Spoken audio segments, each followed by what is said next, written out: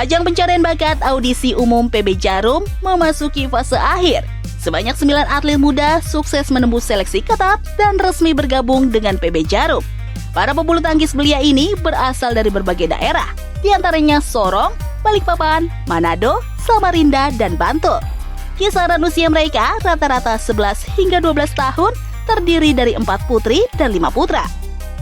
Sejak bergulirnya audisi umum PB Jarum tahun ini, total 1.729 peserta yang mendaftar tersisih menjadi 50 atlet pada fase karantina awal dan terjaring kembali menjadi 28 pemain pada karantina akhir dan yang mampu lolos seleksi hanya 9 atlet.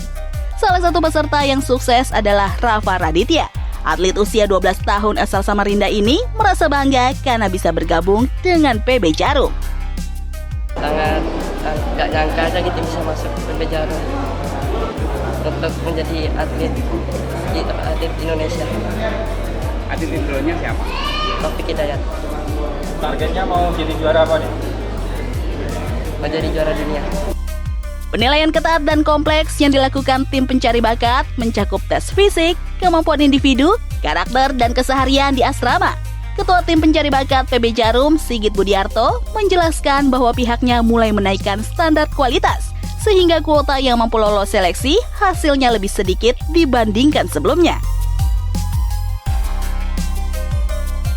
Nah, tentunya banyak penilaian yang harus kami lakukan dari tim mencari bakat dan juga para pelatih. Dan akhirnya setelah kita kumpulkan semua, kita banyak diskusi dengan para pelatih.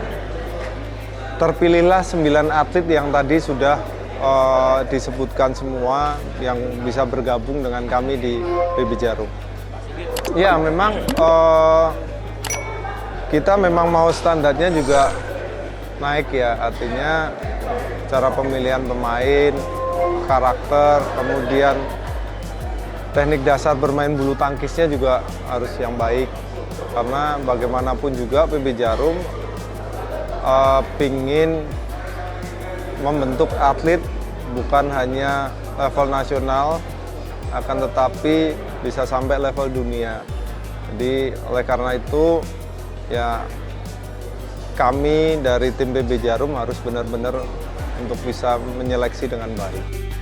Para atlet muda PB Jarum ini dihimbau untuk terus mengasah kemampuannya agar bisa melanjutkan estafet kejayaan bulu tangkis Indonesia di pentas dunia.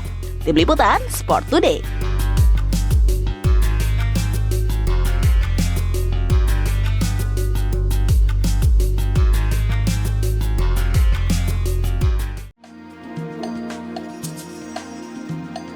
Persatuan Bulu Tangkis Seluruh Indonesia (PBPBSI) berkolaborasi dengan Prada Suara Production memastikan akan menggelar kejuaraan bulu tangkis dunia sepanjang tahun 2026.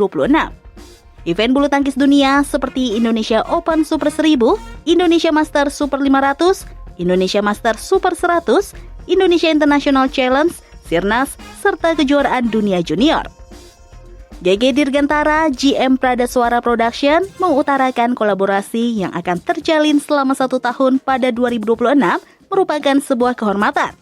Pihaknya berharap setiap event yang tersaji, baik internasional, series, dan juga Sirnas, dapat menghasilkan kesan bagi pecinta bulu tangkis tanah air.